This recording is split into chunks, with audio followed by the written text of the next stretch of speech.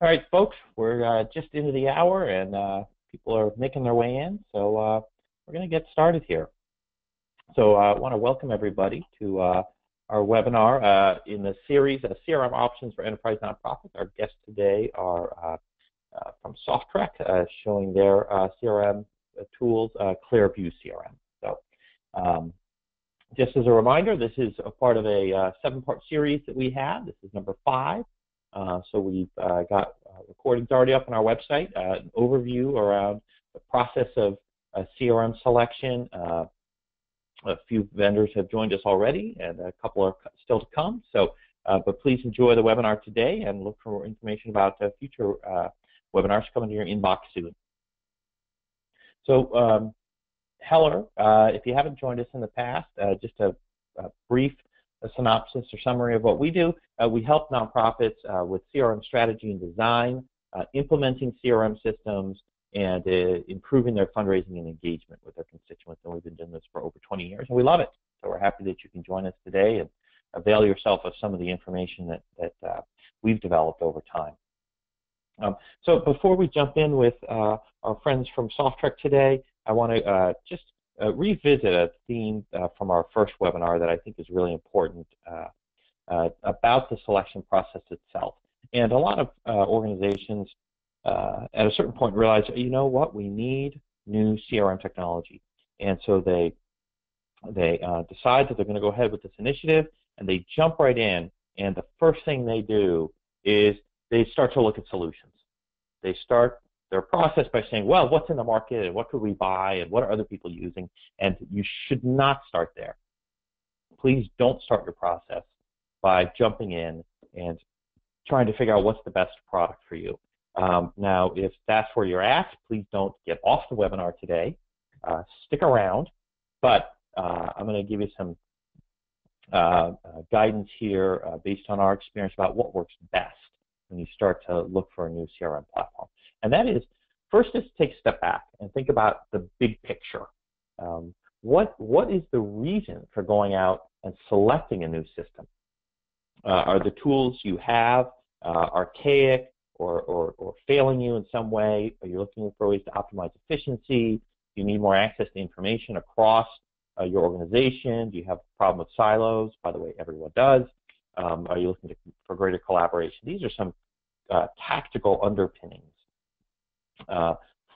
that you would want to discuss in your organization, excuse me, and prioritize and articulate. And then I'll talk a little in a minute about larger strategies. But as you look in your organization about what it is that's compelling you to go and choose a new system, you want to be thinking more about the future than about your past. So when you think about the strategies you want to support, the business processes that the system will have to support, how you're going to collaborate, you'll want to look more towards what your intentions are for the future than what your patterns and habits have been in the past. Because when nonprofits go to select systems, of course, there's kind of a rule out in the business sector that you're picking for 3 to 5 years. Well, we know in the nonprofit sector, people say, well, I'm picking for 5 to 10 years. And the fact is, people end up with these systems for 12 or 15 years. And so you really want to be picking something that's going to grow with you and that's going to help you move towards your aspirations around strategy, process, collaboration, rather than where you've been historically. So when you go to select, here's some guidelines. You need to get buy-in from people within your organization. The biggest risk in a CRM project is not the technology failing, but a failure of adoption. And so to drive adoption, to support adoption, you have to get people in the organization participating from the beginning in talking about what's not working about the current system, about what they would like, about how their roles might start to change. However, you don't want to err on the side of too much participation. We like to say that CRM systems ultimately thrive best in a benign dictatorship. So you want input, but you don't need a consensus model to go and select your software, but you do need to involve people early on. You want to articulate, as I said, those priorities based on the future, and then or those needs that you're going to have in the future, and then start to prioritize them, but in a flexible manner. You need to think about, are we looking for a tool that's going to help us fundamentally just with fundraising and communications, or are we looking for a broader CRM that's going to be able to span the organization, including mission and program management? Change management, this is a great aspect of making projects successful, and we have lots of publications about it, but it's fundamentally different approaches, very practical, to helping people deal with the fact that their jobs are going to change, they're going to be asked to think and behave in new ways, and how do you help support that process? And then the selection process itself, we see kind of a number of different ways that people go about this, but sometimes we see people be overburdened with extensive checklists, hundreds and hundreds of different little boxes that have to be checked and features that have to be explained, and it ends up being more of a mathematical exercise for people than what I would say is more of an artistic one. You need the math to show that certain platforms qualify and meet some basic, the core needs that you have. But after that, you have to think about, you have to have a more fluid and flexible process where you're thinking strategically about what you need over time, you're interacting with the vendor and seeing how you feel that support is going to be, that relationship. And so it's not just, well, the numbers show us we should go to that platform A or B. You want to not get too rigid in that. And also that kind of intense analytical, or solely analytical approach tends to burn people out over time because they find it exhausting to go through that process, and they lose the enthusiasm and possibility that is there when you keep an open mind going into these types of processes. So finally, as part of your step back, you really, that big picture is, this isn't just a technology project. This is fundamentally a strategic project, and it's strategic in that it has two goals. One is that it's going to improve your ability to deliver on the mission of your organization. And you can articulate that and break that down into, this is how it's going to make it easier to expand the efficacy of our programs, or this is how it's going to help us raise money to fund those programs, or both. And then the other strategic aspect is, what's the impact to your constituents?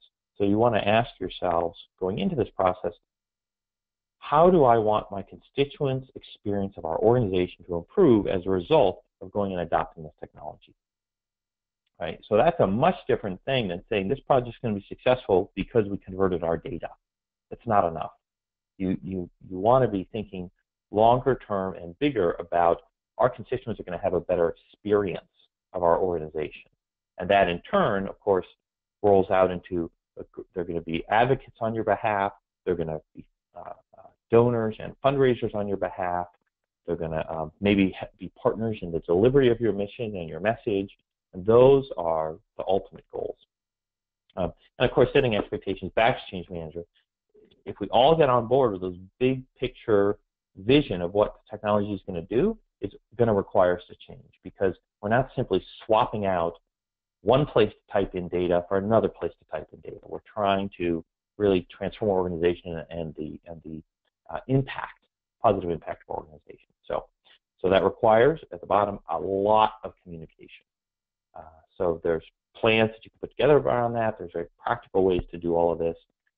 And for that, I would point you to some of our resources on our website. So we'll be circulating, these slides are going to be available on our website, and the links there will point you to a lot of the papers and things that we have. So with that, I would like to turn things over to our guest from SofTrek. Thank you, Keith. So you have to make me presenter. And you don't have to. It would be nice. I wouldn't have invited you, Steve, if I didn't mean to make you presenter. So Should be seeing that now. So can you see my desktop? Did the Yes, transfer work okay? Awesome. Yes, we can. So thank you for joining us today. Thank you for including us today. I definitely appreciate it. My name's Steve Birnbaum. I'm the Vice President of Sales here at SofTrek Corporation. I've been here about 6 years, and before this I worked for a firm that looked a little bit like Heller Consulting, but I was won over by the promise of what ClearView had to offer the market. I think that when you look out at the software vendors and the solutions that serve the enterprise space, there aren't as many as there used to be. I guess there are new people coming in and out all the time, but when you go back 10, 15 years, it seems from my perspective there was a bunch of consolidation. So about 6 years ago when I looked at what ClearView was working on, I definitely was sold on the need for some competition in the market and really the value of what this product can offer. And we're going to talk about that a little bit today. Joining me is Kelly Sallander, Client Solutions Manager, and she's going to demo some of the software features moving as we progress.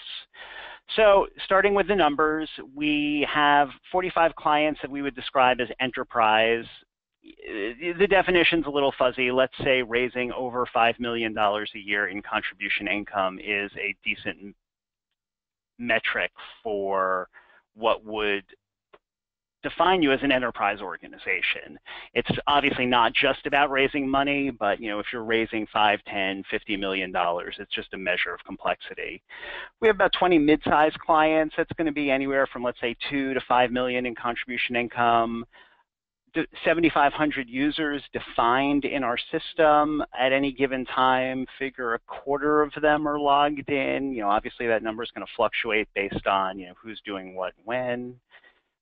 It would help if I went in the right direction, forgive me.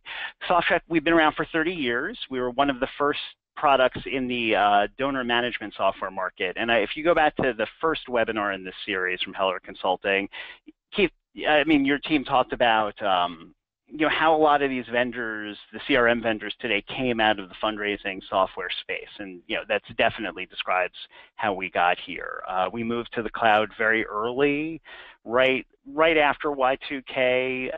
We're based on Oracle, so we use some Oracle tools, some thin client technology back in the day that helped us do a very early move to the cloud and early development around 2006 of our data center, where we host the ClearView application. And since then, we've just been working on developing our highly configurable and really what we hope to be the easiest to use CRM product on the market. So why does 30 years matter? From our perspective, it's important because we know nonprofits. And when we say we, I'm not just talking about the people who work at SofTrek, I'm talking about the product itself. Natively, it's going to do most of what most organizations need to do. And we're just talking baseline stuff. Now, of course, you can always add on customizations and configurations, but there's just core functionality that we're just going to know because we've been working with this market for so long. We also know our clients. As Keith was saying earlier today, the tenure that, people tend to spend a lot of time on these systems. And as a result, we know a lot, not just about the market, but how specific clients have set up their system to handle specific situations. And in many instances, we're going to serve as an extension of their team. We provide some service bureau, where we'll run functionality for you. And whoa, of course that had to happen. Sorry about that. Let me play from current slide. And that's going to be handy just because if there's staff turnover at our client side, we can help mitigate that risk. You should never have to customize some standard stuff. So when we say we know nonprofits and we know our clients, if a vendor were to come in and say, could you explain how batch processing works for soft credits, or, what is a donor advised fund? Those are bad questions. These are things that every nonprofit has to deal with, and that's got to be native to the software, and it certainly is in ClearView. When Heller initially invited us to participate in this webinar series, they asked us to identify, what are the 3 main strengths. We think we have more than 3, so many, but we'll start with 3. Integration, ease of getting data out, and supporting complexity and scale.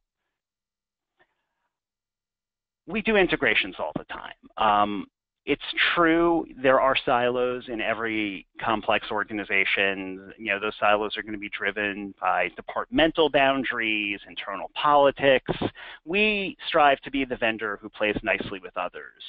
We build and support bidirectional integrations, and we do this all the time. We just don't see it as that big a deal. We want I make a joke all the time that our clients are organizations who are unaccustomed to hearing the word no. And what we find is if take a complex enterprise organization, if they've gone through the trouble of selecting a product for some functionality, to have another vendor come in and say, you have to throw that out in order to play well in our walled garden, it's a bad message. We have existing bidirectional integrations, that work today with Illuminate Online, Donor Drive, Crowdster, Every Action, Salesforce, Constant Contact, Wealth Engine, Donor Search.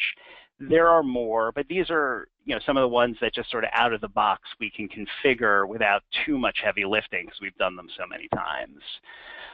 Second strength, you need to be able to get data out of the system, and getting data out of the system is more than just reporting. Business intelligence means that you have this legacy, this asset of data for 20, 30, 50 years, but that it's more than just, I want to run a report and see it on a piece of paper. I want the system to be able to intelligently process the information we have in our database so that it can help drive people's behavior on a day-to-day basis. The picture you see on screen is our CEO, Bob Girardi, on the left, accepting an award from Tibco, which is the owner of a tool called JasperSoft. And JasperSoft, think of it like a crystal report for cloud-based software. And when we won this award 2 years ago, this was for Partner of the Year, and there were the other companies that won were General Mills and JetBlue. So this is an enterprise-level piece of software, and we have really embedded it in a way that is completely seamless into the software. And all of that functionality is available for our clients to use. Third, we support complexity and scale. I try not to talk about Oracle. No one cares. It's boring until it matters. So things like database security and performance, these are happening at the database level, not at the application level. And if anyone has a few hours, I can explain the difference and why it matters. But just take a trigger. Let's just take your basic trigger to say, once someone gives over $50,000, I want a whole set of behavior in the system to trigger. I want there to be an assignment of a solicitor. I want certain coding. We want to create an opportunity record. We want to assign that opportunity record to an individual person whose job it is going to be to close that next level gift from that individual. Well, those rules can all be put at the database level, and if there are integrations, it really doesn't matter where they come from. So if that, that last gift that puts them over the threshold of $50,000 comes through an API integration, it doesn't matter. It's happening at the database level. Security to enforce national chapter-based hierarchy. You have a lot of instances where we have clients with a national organization that have affiliates all over the country. These affiliates, maybe they don't want to share data with each other, or maybe they only want to share name and address data. Maybe they want to share name and address data and only some of the giving, not all of the giving. And maybe that giving is broken out by fund code and appeal code or some hybrid of the two of them. All of that security can be embedded at the database Oracle level. And if you have 100, 200, 500 people hitting the system, it doesn't matter, because this is a piece of software that's designed to have thousands of people on it at any given moment, and you're just not going to see any performance hit or stability hit when you're dealing with those sorts of situations. So who are our target organizations? They're large and complex. they're going to have annual contribution income over $5 million. There are other factors, of course, that contribute to complexity, but contribution income is a reasonable metric. They might want to outsource operations. This is important to us. If you want to keep your staff lean, but still need to, say, run a direct marketing program. I know eventually direct mail is going to go away, but today it still represents an enormous percentage of the overall transaction volume coming into many organizations. And let's say you want to run that process, but you don't want to have 5 people running it. Well, we can do a lot of that. We can upload files. We can write reports. We can deal with the bank files. We can deal with files coming out of the lockbox and sending it to the bank, or the caging services. So all of these sort of add-on services, if an organization wants to be pretty lean and just use our team, and then the organization can kind of behave like a general contractor, and we're the plumber or electrician and we're doing all the actual work, totally fine. We might charge a little bit more for that, but it allows you not to have to staff around it. Last is, if you have millions of records or hundreds of users, that's another great reason that you should be looking at our software. I think some vendors are going to say, oh, 500,000 records, that's a big database. For us, most of our clients are going to have over 100,000 records. Our enterprise clients are generally at that million and up mark. When I say records, I mean people, like names. You could have hundreds of million. We have some clients with 100 million gifts. Forget the child records. I'm just talking about the main name record. If you're in the millions, again, you should be looking at us. We do a lot. Our software's been around for 30 years. There are hundreds of screens. There's no possible way we could demo that in an hour and have it be meaningful to people. So we're going to focus our demo today on just 2 main areas, on sort of gift entry and major giving, dealing with an opportunity, but just things to know that we do. And hopefully, if you do this stuff and you want to see a demo that's more deep dive, more than happy to set that up as a follow-up.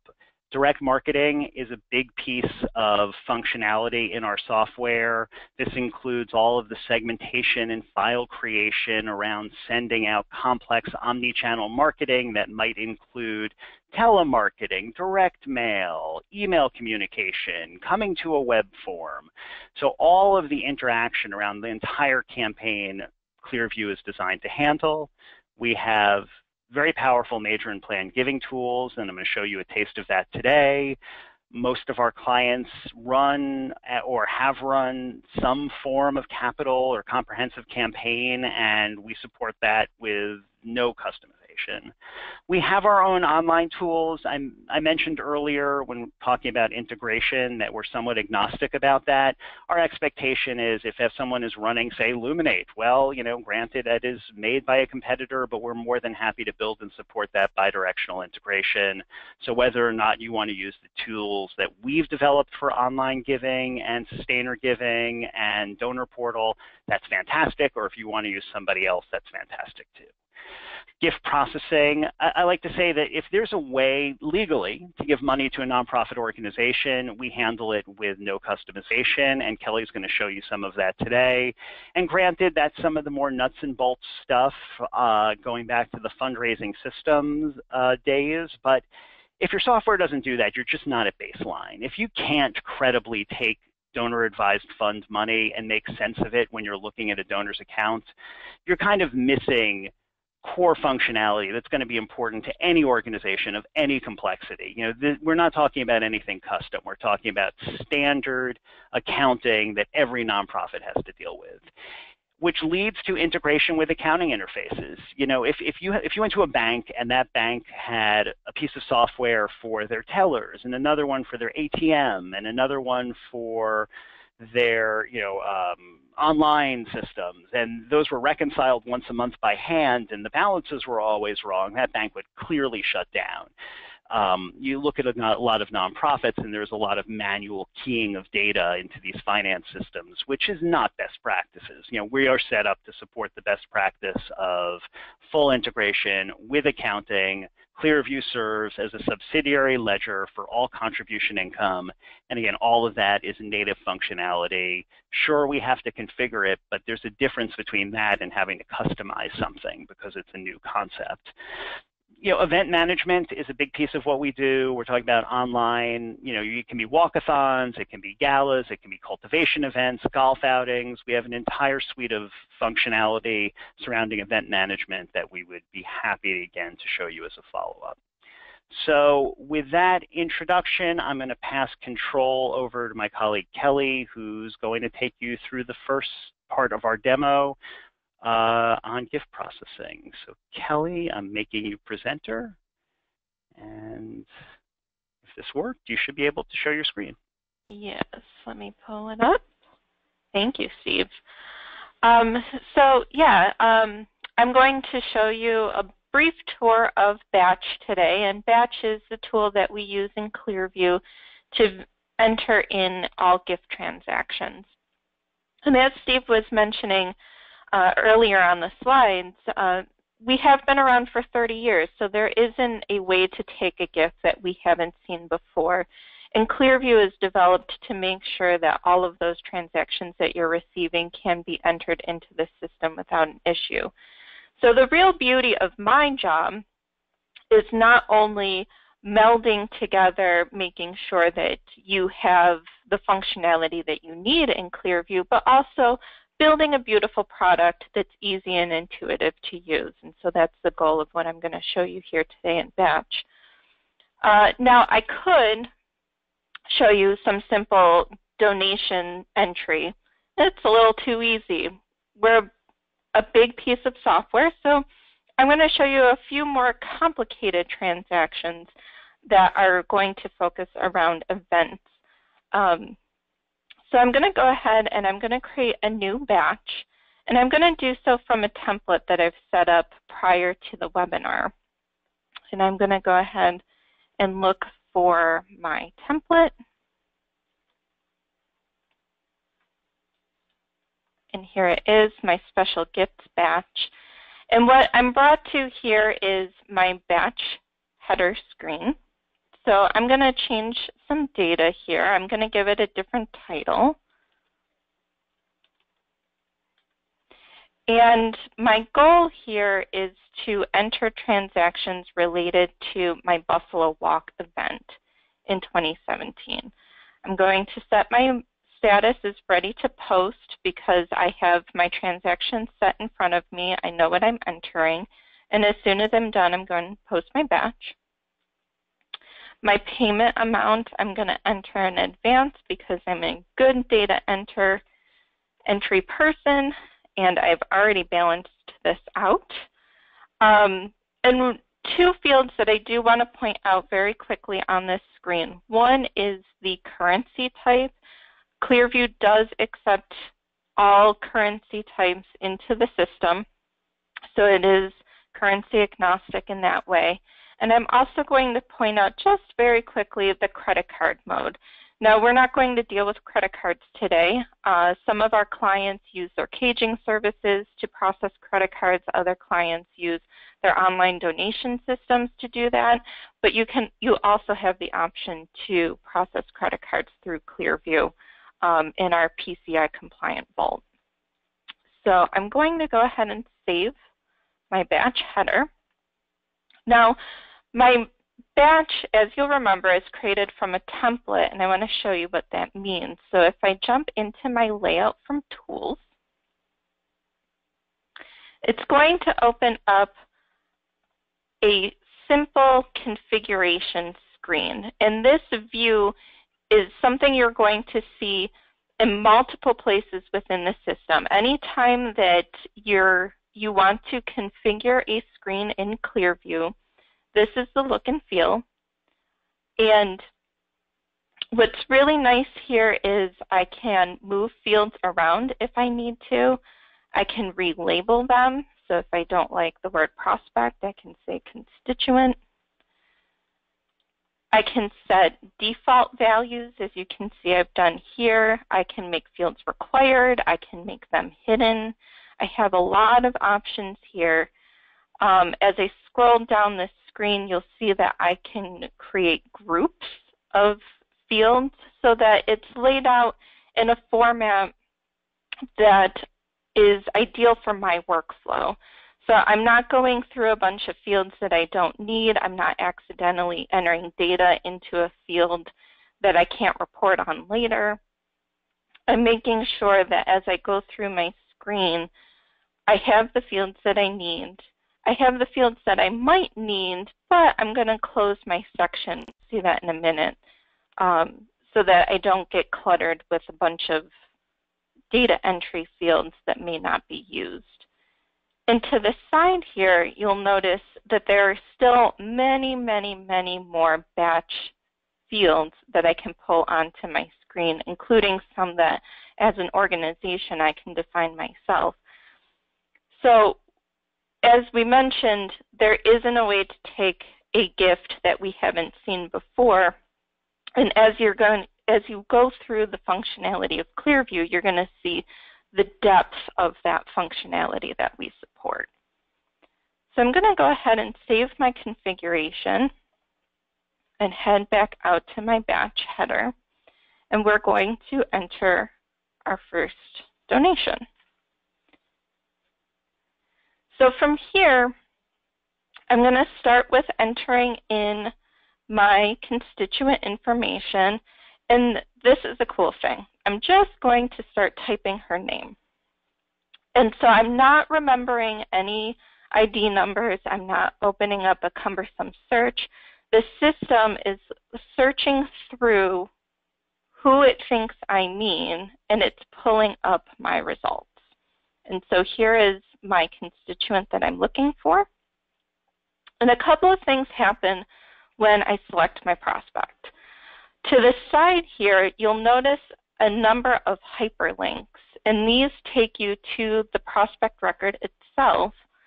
And as I'm looking over it, I'm seeing, okay, One Fiction Drive, I thought it was One Beach Drive. And so I can come in here. I could right-click and open this in a new tab to edit the record. I also have the option to use one of the numerous keyboard shortcuts in our system. So if I hit Alt-P, it opens me up into her prospect record. And from here, I can see, here's my addresses, and I can come in and make any edits I may need to. I also see her spouse information here. So in this case, her husband, James Clark, is deceased, and I get a nice, very clear reminder of that. Some attribute information that might be important to know. And down here at the bottom, for those organizations that are heavy on the direct mail programs, we include the last 5 recent mailings for a constituent. So if you're coming in to do batch, maybe you have a piece of white mail and your business rules are to try to match that white mail to a recent mailing, we make that very easy for you to come in and locate. So going back to entering our record, there's a number of things that I want to point out still. To the side here, we have alert messages. So if you add an alert message to the prospect record, here is how I know that Susan is a trustee. That might be important when I'm assigning maybe my acknowledgement letters or my receipt letters to make sure that I'm assigning one that's appropriate for someone who is a trustee. I also have a little money symbol. And what ClearViews do is it's recognizing that I'm entering an event payment. So in this case, I'm entering a payment against a registration fee. And it's pulling together all of the open registrations that Susan Ann has on her record. So I can click here, and at a glance, I don't see the event that I created for my batch. That's not a problem. You do not have to stop the workflow for batch here and close this window, open up an event, create the registration, come back to batch. We have some handy links here, in this case, create registration, where I can very simply come in and start entering a registration record. So I'm going to search again, just typing ahead for my event, and I'm looking at the Buffalo Walk for 2017. It opens up a blank registration record. Everything here looks good. I want to make sure I add a fee. So in this case, it's just an individual registration fee. The amount and quantity are filled in for me. And I can save my record. When I save this record, it's saving the registration to Susan Ann's record. And you'll also see that here I now have the ability to apply this payment against her open registration. So I'm going to do just that. I'm going to pay off the full amount. You can see that the fields that we defaulted in my template are still here. I'll enter a registration or a check number quickly and a check date. And a couple more fields to point out. We have the registration record itself that we just created is automatically being linked back to this payment record so that when you go and look at the registration, you can see the payment record linked to it. We also have prospect managers or your solicitor field. So if a fundraiser or a major gift officer was helped and was responsible for bringing this gift in, you can assign accordingly. If a volunteer, if a constituent within your organization was helping, so not a staff member, but somebody within your community that is helping to bring in registrations, you can assign a volunteer here as well. Associations, we're going to come back to in a moment. This is your ability to soft credit a gift. And I'm also going to point out this unit field. So as Steve was mentioning earlier, with the ability to scale the database, if you're a large national chapter-based organization, you can designate your gift entries based on unit to make sure that the credit goes where it belongs. The last thing I'm going to do for this record is very simply add a premium. So Susan Ann's gift does qualify for a premium. So I'm just going to quickly search for my travel monk. We're all good. I can also ship to a specific address. So Susan Ann, I believe, has 3 addresses on her record, and I can pick the one that I want to make sure I send that to.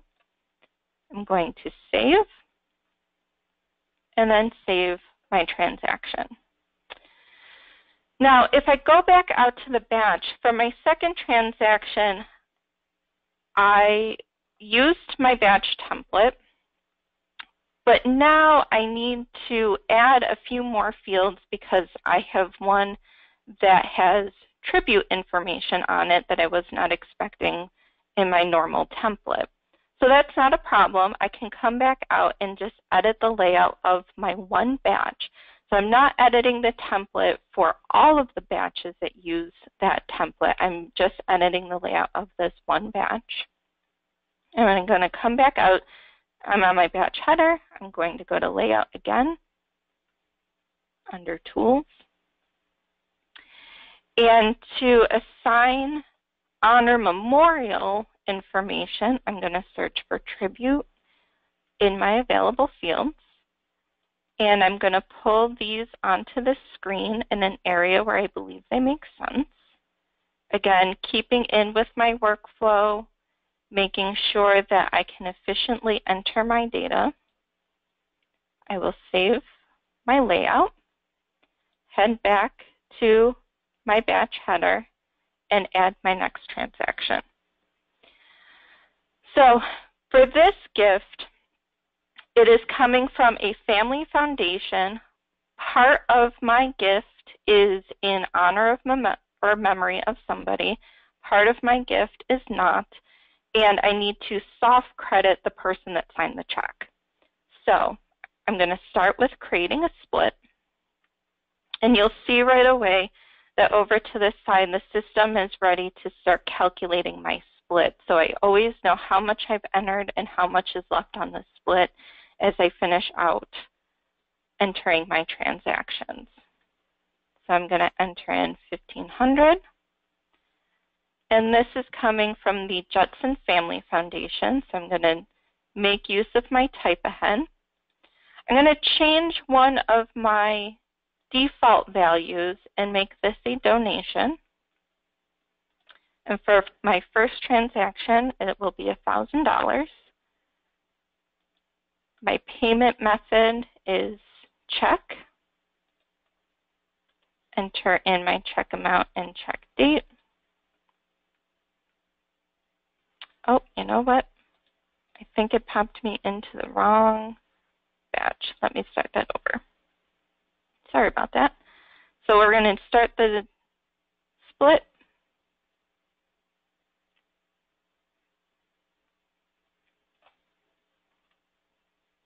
$500, the Judson Family Foundation. Enter this as a donation for $1,000. Enter in my check information. And as I scroll down, now I come to my tribute section. So this is in memory of George Judson.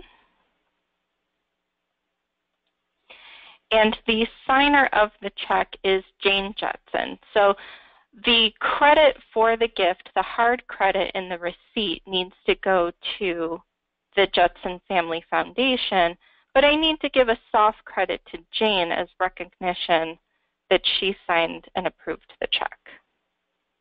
So I'm going to place Jane in here. I can also apply a type if I need to specify with more detail, so I may place donor advised fund here. And I can save my transaction. ClearView is automatically going to open me up into a new batch detail filled out with the details of my previous half of the split so that I can finish it out. So I'm going to enter in $500. I have my nice balance over here to remind me of how much I need to leave in there. I'm going to associate with this with Jane again. And again, this half of the split will not be attributed to George. So we're all set there. Unclick Create New, save. And now back in my batch header, we can see everything has balanced, and I am now ready to post. So I'm going to run the job immediately, and I get a nice success message that I'm all set to go. So with that, Steve, are there any questions that have come through on entering batch details? No, there aren't. So why don't you hand me back control, and I'll explain why we just showed you batch. It's super important that you can get the data into a system. And I think that that has been the main challenge for software, which is, can I get the data in? Can I get the data in? How do you get meaning from that data? And so with the last few minutes of our webinar, I'm just going to talk about why it's important that all of this highly detailed, nuanced information is entered in a very specific way so that the people whose job it is to work as a team have the information they need to make decisions about their day-to-day behavior in a way that achieves organizational goals. Let me just confirm. Kelly, can you see my screen? Yes, I can. Awesome. So what I'm showing you here is the main dashboard. And when you log in, you're going to have a dashboard that could be rolled out at an individual level, but generally it's rolled out for you and your team so that everyone on the team is working off the same set of numbers, the same basic framework, the same information, and everyone could certainly customize it. We have this library of panels, and there are a couple hundred panels in the system, and you can add in all sorts of custom information. If you have a business intelligence report, you can plug that into a dashboard panel. So think of it this way.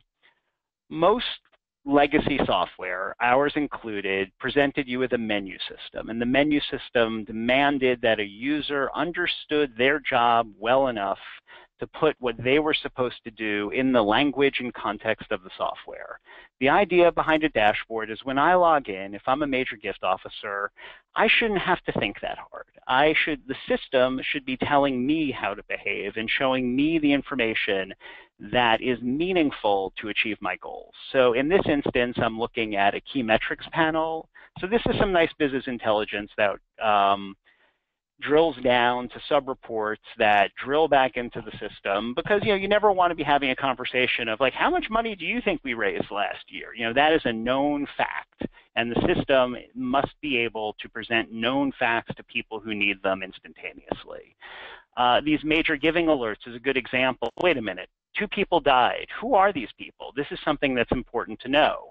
Well, you don't want to have to log out and log into a reporting tool that's disconnected from everything to find that information. Let me just click on this hyperlink here, and it's going to bring me to the drill down, and I'm going to say, okay, Teresa Scott died. And if I hover over her name, so I haven't clicked, all I've done is one click, and I see not just who died in the past 30 days, but all of her information, mailing she's received, the fact that she is a trustee. Okay, well, I still want more information about this individual because I didn't realize she's deceased. So I drill into the name itself, and it brings me to the donor information. You can see that her name is highlighted in red. Red means dead. If I click on the ellipsis next to anyone's name, I see some key information about them, including their phone number and their preferred address. And just like a dashboard panel, the donor information can be set up with a series of, in this screen we call them tabs instead of panels, and these tabs might show her giving breakdown over the course of her lifetime, or the giving summary for when she gave what she gave, or perhaps a more customized donor demographic view, which can actually be a completely custom report. Hold on a second.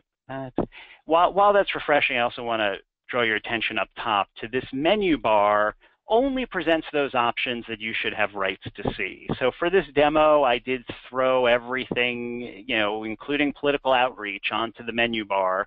So, if you're a major gift officer who also happens to do, campaign management for direct mail, well, you have that option. But we can certainly hide and configure everything so you don't have to see it. So that's just one example of just being able to drill down from a dashboard to information that is meaningful to do your job. The other thing that you're going to see on your dashboard are things that you're supposed to do today. So these are the phone calls that I'm supposed to do. So at a bare minimum, if I do nothing else, I know that I have to log in, look at my action reminders for today. Maybe I want to look at them yesterday. Look at all the things I didn't do yesterday. Now my boss can see that. Why didn't you make those 3 phone calls yesterday? It would have been so easy for you to click. How easy? How easy, you ask? Okay, so if I see I'm supposed to prepare an ask for this foundation, I can click on this action, and it's just going to drill me right into the action itself. And from here, I have the same ellipsis where I can get the phone number of the organization, but in this case, I see that I'm supposed to be sending a proposal, and if I want to complete that, I can simply just complete the action.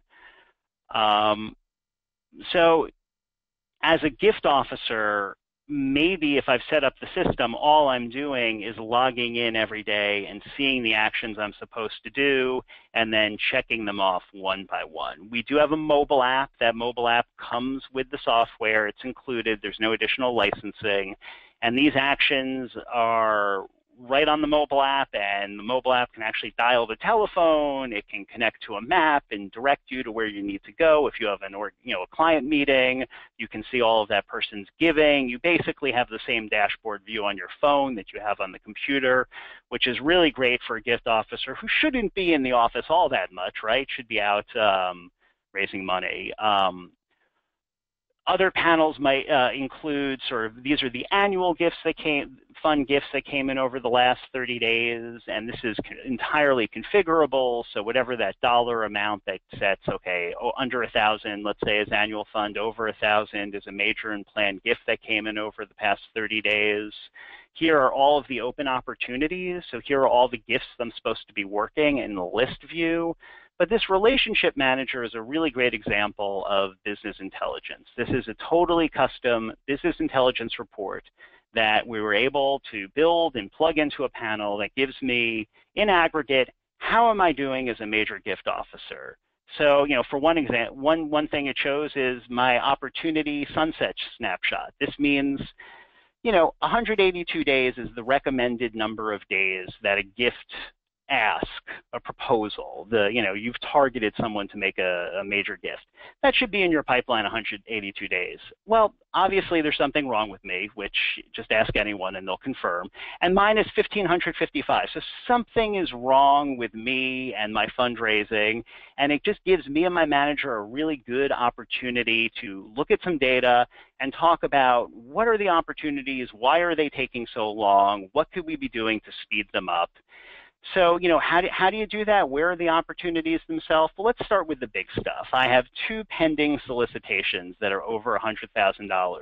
And if I want to see what they are, just like everything in ClearView, it shouldn't be me running down to the database administrator saying, please, please, please, pull me this report because I don't know how to do that.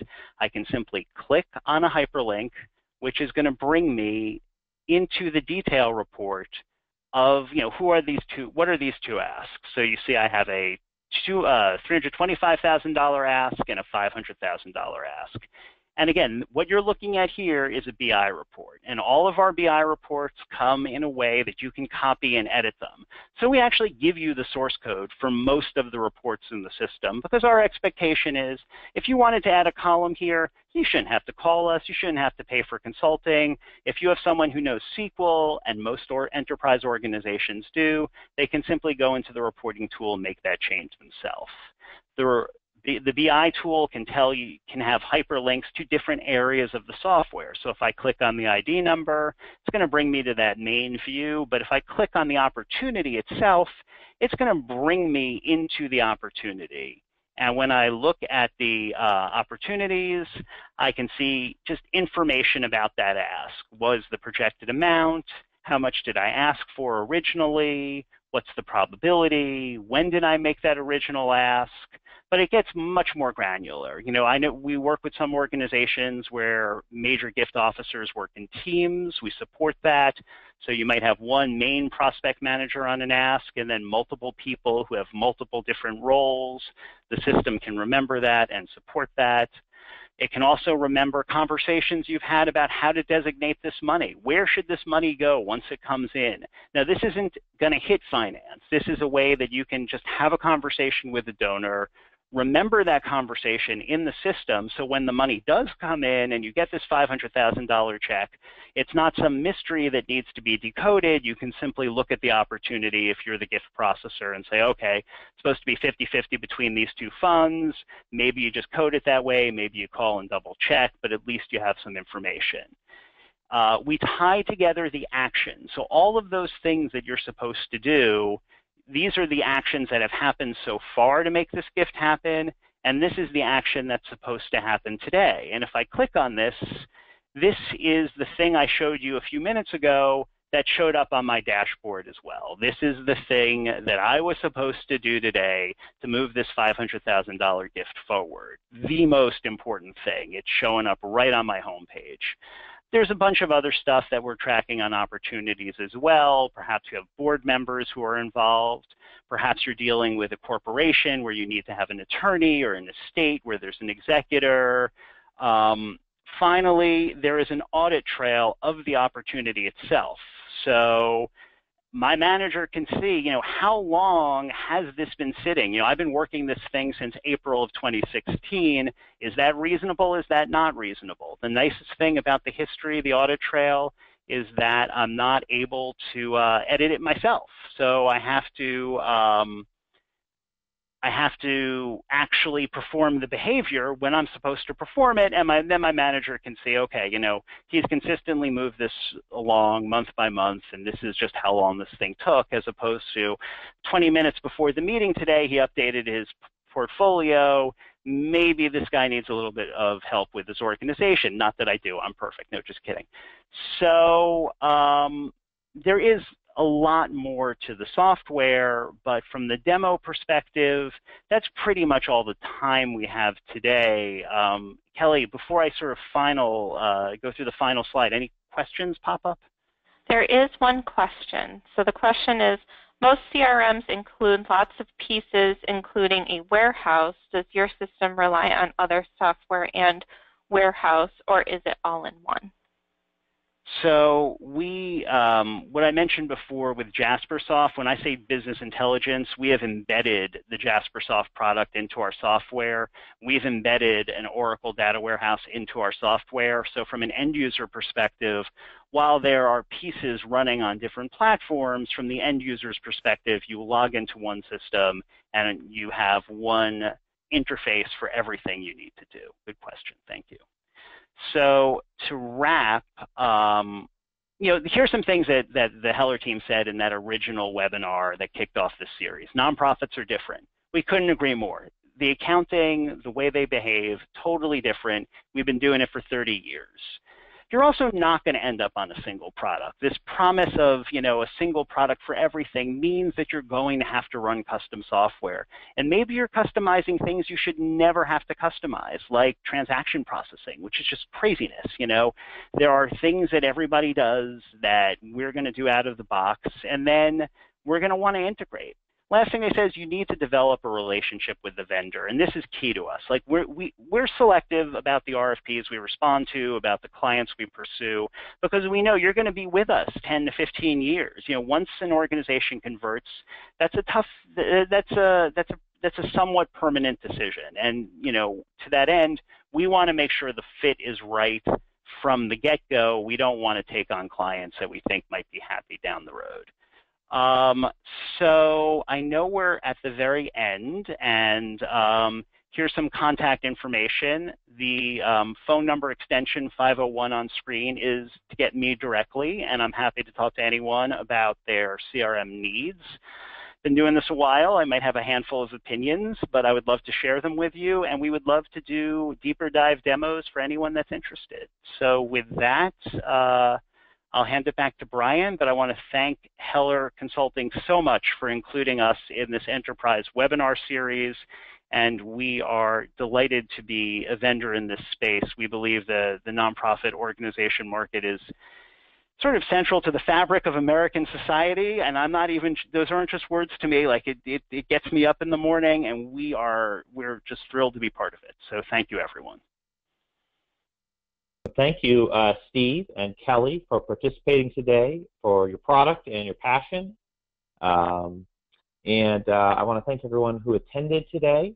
If you have colleagues at your organization or at other organizations who are interested in seeing what you saw today, you'll be getting an email with links to the recordings and the materials.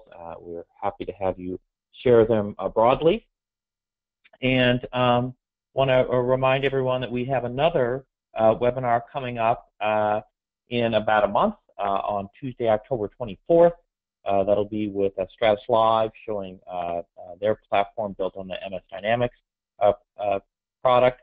And of course, I want to invite you to avail yourselves of the resources that we put out there. We write a lot.